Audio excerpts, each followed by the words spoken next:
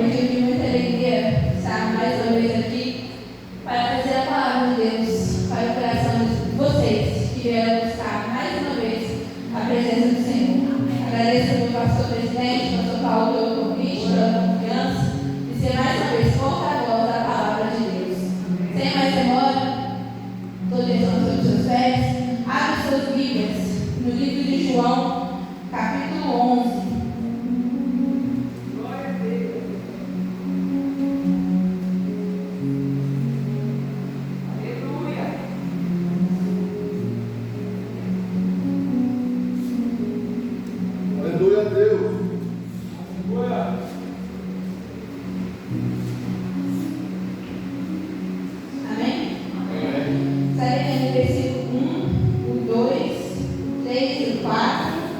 Depois o 17, o 25 e o 26. Estava então enfermo um certo Lázaro, de Betânia, aldeia de Maria e de sua irmã Marta.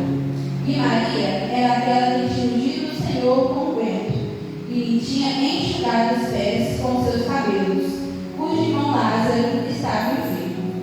Mandaram-lhe, pois, suas irmãs dizer: Senhor, eis que está enfermo aquele que tu amas. E Jesus, ouvindo isso, disse: essa enfermidade não é para a morte, mas para a glória de Deus, para que o Filho de Deus seja glorificado por ela. Versículo 17. Chegando, pois, Jesus, achou que já havia 4 dias que estava na sepultura. Versículo 25. Disse-lhe Jesus: eu sou a ressurreição e a vida. Quem crê em mim, ainda que seja morto, viverá. E todo aquele que vive e crê em mim nunca morrerá. Crê nisso? Senhor, meu Deus e meu Pai, neste momento nós queremos mais uma vez te agradecer por essa oportunidade que o Senhor nos concedeu de estar aqui, meu Pai. Mais uma vez na tua presença e a mim, Senhor, por ser porta-voz da tua palavra. Que eu venha diminuir, Senhor, que a presença do Senhor venha crescer sobre a minha vida, meu Pai.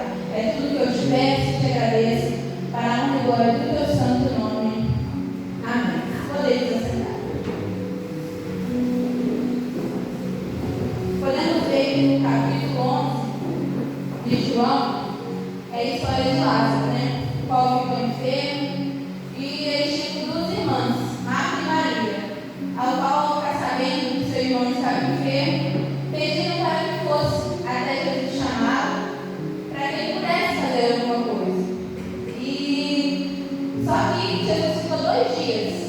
Não foi assim que o pedido chegou até ele. Já tinha isso, Lázaro morreu. E já tinha feito 4 dias. As pessoas que estavam naquele lugar já poderiam ter perdido a esperança.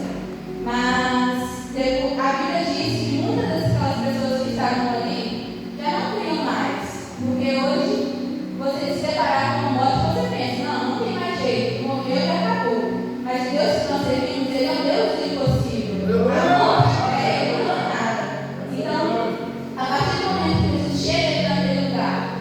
depara com Lázaro morto, ele faz um grande milagre, tal qual no decorrer do capítulo nós vamos ver. E a partir desse momento que ele realiza este milagre, todas as pessoas que estavam ali começaram a crer e ver que o Deus que estava ali, o Deus ao qual Marta e Maria serviam, era um Deus que poderia fazer qualquer coisa, independente da situação, independente da causa, independente do momento que eles estavam vivendo. Nos primeiros versículos do capítulo 11, nos mostra Lázaro que estava enfermo. E ele tinha por 2 irmãs, Marta e Maria, como eu disse. No versículo 3, vai dizer que Marta pediu para que alguém chegasse até Jesus e falasse a ele que seu irmão estava enfermo. Porém, ela disse assim: Senhor, eis que este enfermo, esse está enfermo aquele que tu amas. E neste versículo me chamou muita atenção, porque a partir do momento que Marta diz que estava enferma a quem ela ama, a gente pode ver o relacionamento de Lázaro que ele tinha com o Senhor. O amor que o Senhor sentia pela vida de Lázaro. Não Lázaro não é especial, porque da mesma forma que Jesus ama Lázaro, ele ama cada um de vocês que está aqui nessa noite.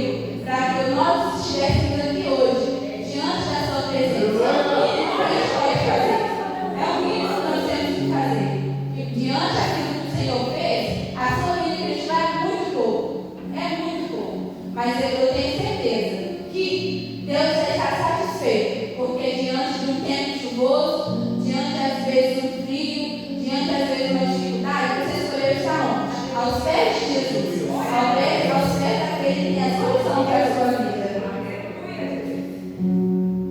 Muitas das vezes confundimos o silêncio de Deus com a ausência, mas nós temos que entender que o amor dele permanece da mesma forma. E não é nada do nosso tempo, não é verdade?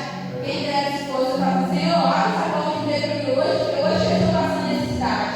Senhor, abre uma porta de emprego para o meu colega, porque eu não aguento mais ele falar na minha cabeça. Imagina só, se Deus agisse no nosso tempo. Primeiro que ele ia dar em conta, né? Todo mundo ia estar pedindo ao mesmo tempo, todo mundo ia querer a bênção para ontem, mas eu te digo, Deus não faz nada no nosso tempo, Ele faz no tempo dele. E não pense que é tarde, não pense que está demorando, não pense que está atrasado, não, porque uma coisa que o nosso Deus não faz é chegar atrasado, porque quando Ele chega, a bênção é certa, a vitória é certa, Ele entrega aquilo além do que a gente pediu, além do que a gente imaginou. No versículo 7,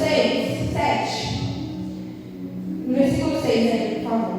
Ouvindo, pois, que estava enfermo, ficou ainda 2 dias no lugar onde estava. É um dos versículos mais difíceis, né? Porque, como eu disse, quem ama, você vai logo correr para socorrer. Mas o Senhor ainda escolheu ficar 2 dias para depois ir. E um ponto importante é que eu, estudando a palavra de Deus, vendo algumas pregações na internet, por um lado, a grandiosidade que é o nosso Deus, por um lado foi até bom ele ter chegado 2 dias depois.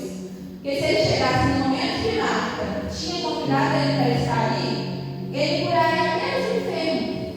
Uma doença simples. Mas ele chegando 2 dias depois, ele ressuscitou uma vida. Ele trouxe uma vida de volta. Você pode agradecer o nome do Senhor por essa vida.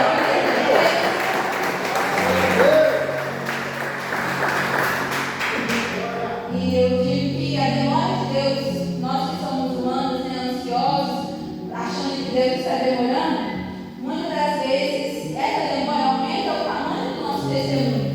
Porque, como eu disse, se ele chegasse antes, Marta falasse: ah, o Senhor curou o meu irmão de uma febre, de uma dor no estômago, de algo assim. Mas não, imagina Marta chegando lá falando: Eliane, o Senhor ressuscitou a vida do meu irmão que estava morto há 4 dias.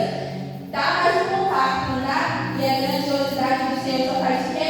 Ela só aumenta. E isso faz o quê? Nós estarmos aqui e entender que nós temos que nos entregar ainda mais na presença de Deus. Nós temos que adorar Ele mais ainda, porque nem a morte é capaz de parar o poder do nosso Deus. Glória a Deus, aleluia. No versículo 7, depois disso, disse aos seus discípulos: vamos outra vez para a Galiléia. No versículo 7 nos diz que Jesus decidiu ir. Ele nunca perdeu o controle da situação. Ele apenas operou no momento certo. Mas no versículo 8 vai nos mostrar que os discípulos começam a querer colocar empecilhos diante do caminho, que se ele voltasse àquela terra, ele seria apedrejado novamente. Mas Jesus não estava ligando para isso. Ele só estava pensando que no propósito, na missão que ele tinha ao chegar lá para cumprir.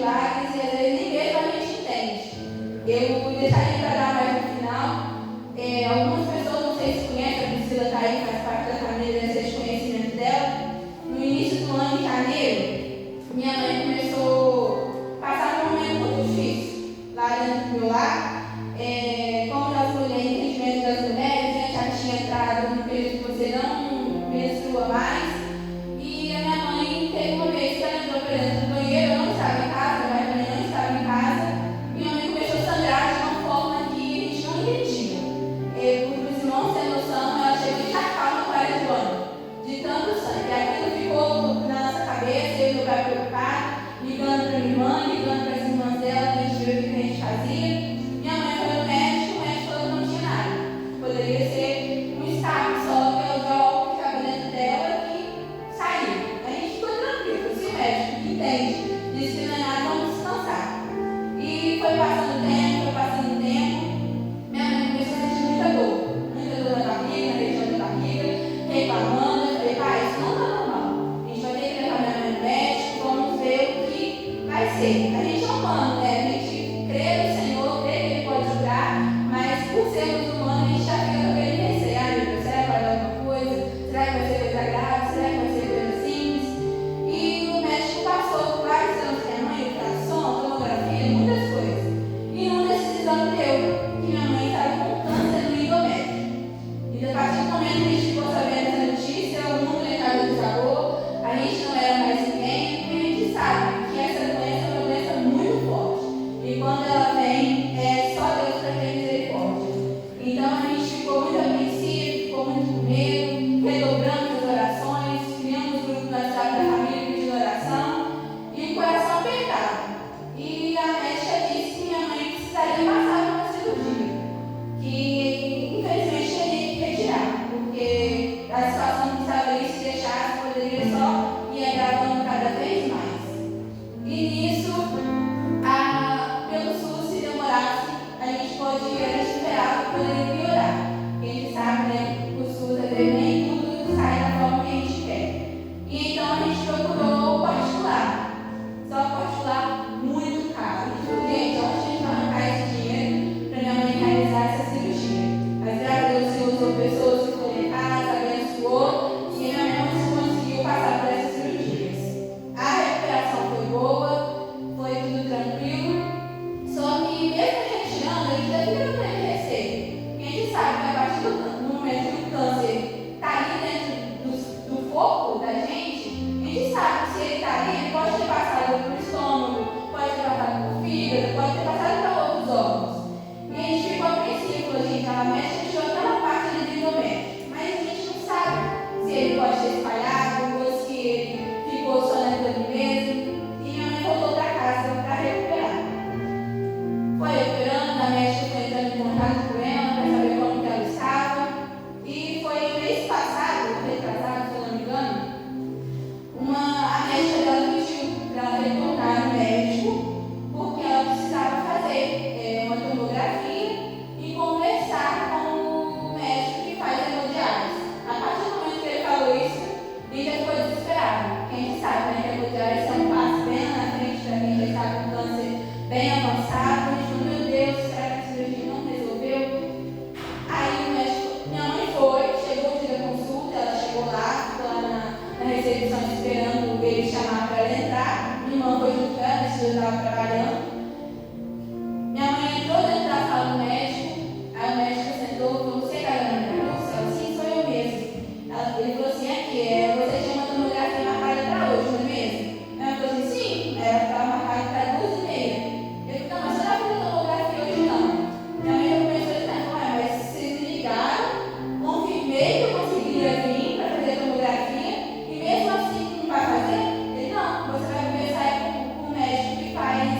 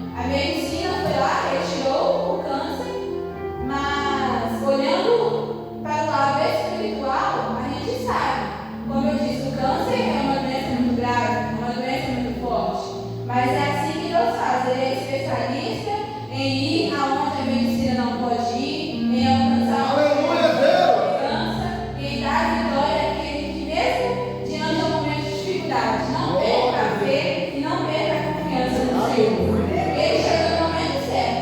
Às vezes na cabeça de Marta, de Maria, pode ter pensado, mas depois de 2 dias, já fazendo 4 dias que meu irmão morreu, que Jesus vai chegar, mas ele chega no momento certo.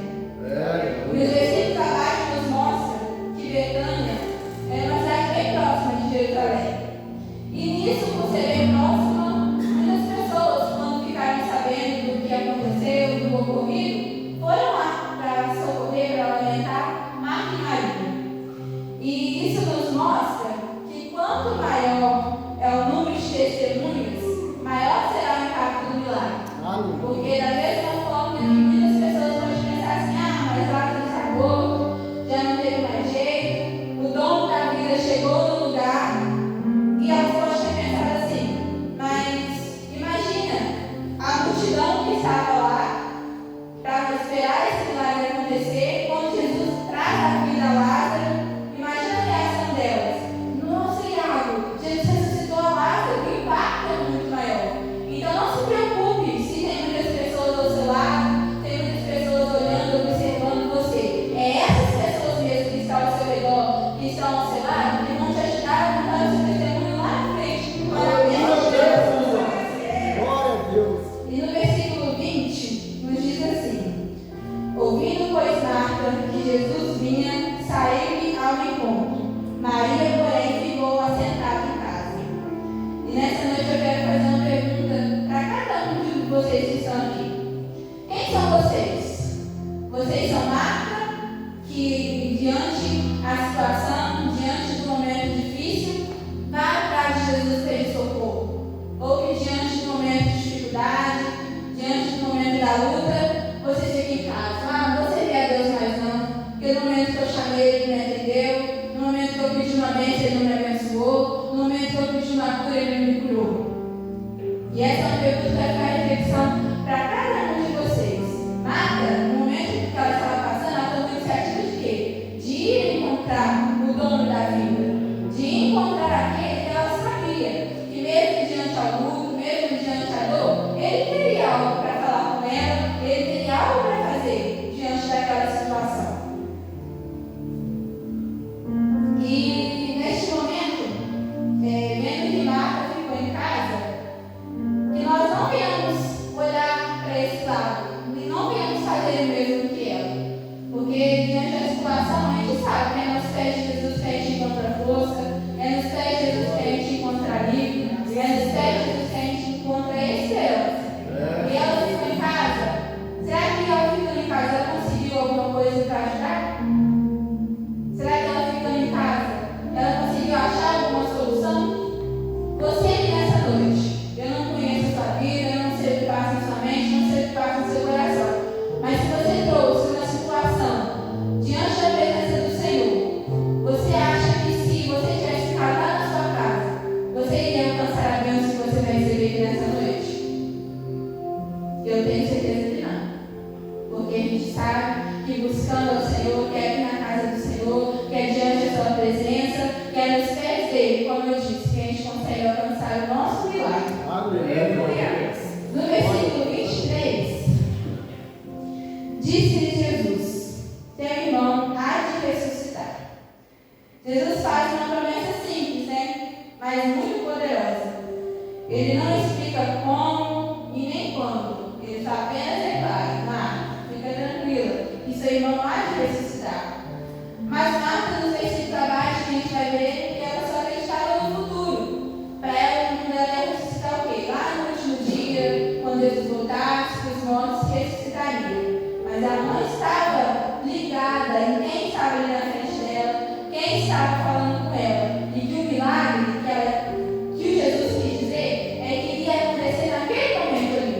Não era demorar mais 2 dias, não era demorar mais 4 anos, não era demorar mais 5 anos, mas ele ia ressuscitar naquele momento. E no versículo 25, que me chama muita atenção, que eu li, eu sou a ressurreição e a vida. Quem crê em mim, ainda que esteja morto,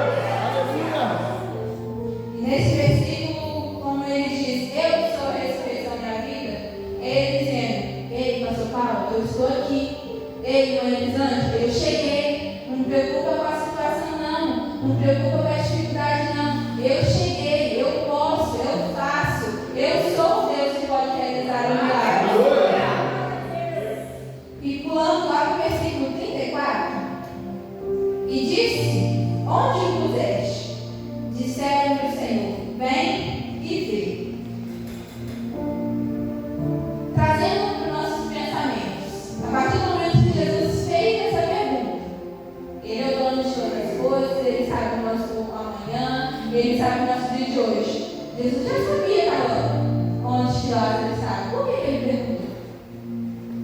Ele já sabia onde que Lázaro estava morto. Um morto vai ficar onde? No cemitério, né? Creio eu, na capela, alguma coisa. A partir do momento que o Senhor chega lá e pergunta: onde que ele está? Ele já sabia onde que ele estava. Porém, ele queria o quê? Envolver a todo mundo que estava ali, ao redor, naquela cidade, envolver no milagre e levá-los até onde? Até onde Lázaro estava. Jesus conhece a nossa dor, Ele conhece a nossa dificuldade, Ele conhece a nossa luta, mas mesmo assim, Ele quer que nós devemos a Ele.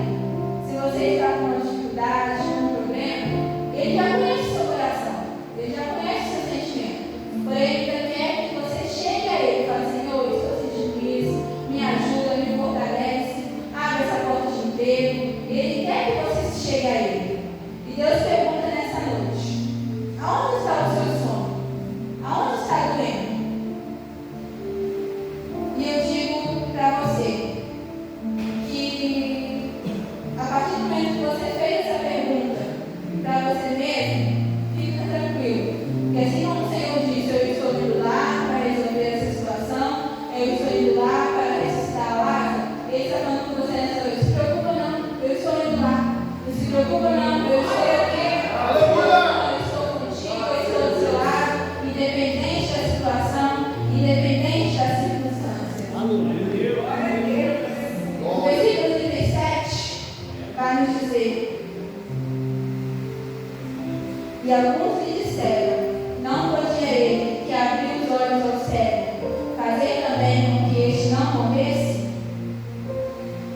Alguns começaram a questionar. Eu tenho esse versículo para mim que seja isso. Mas por quê? Se você abriu o mar vermelho, se você fez maná cair do céu, por que você não poderia não deixar ele não morrer? Eles questionaram, começaram a questionar a Jesus por isso. Mas sempre haverá alguém para questionar a parte de Deus antes de ver o milagre. Mas Jesus demonstra profunda comoção diante da realidade. Ele faz o quê? Ele vai até o sepulcro. E eu digo para você nessa noite que Jesus não foge das situações difíceis. Ele não foge dos momentos que você tem passado. Ele entra nele, sabe o que ele quer? É para trazer vida, é para trazer esperança, é para trazer renovo.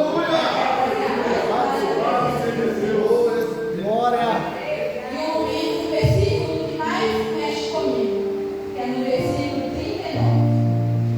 Disse Jesus: tirai a pedra.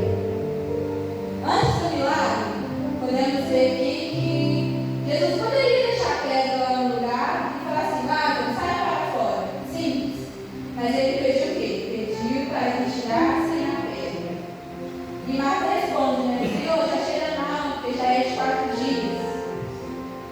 E hoje, nessa noite, o Senhor quer fazer a mesma coisa com você. Porque tirar a pedra é uma situação que eu e você podemos tirar. Eu e você pode retirar a pedra para deixar o quê? O Senhor fazer o restante. E nessa noite, se há pedras aqui no medo, da incredulidade, da falta de perdão, o Senhor está pedindo nessa noite que você possa retirar essa pedra. Porque a partir do momento que você retirar essa pedra, o milagre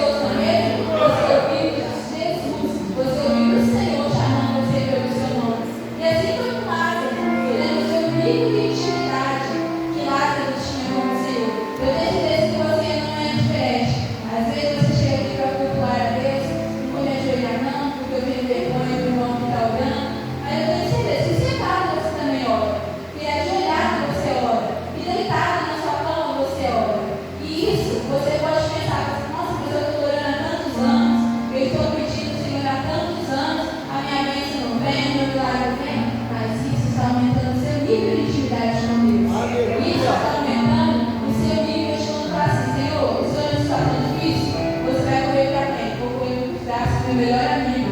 Vou ajoelhar diante dos pés de quem? Daquele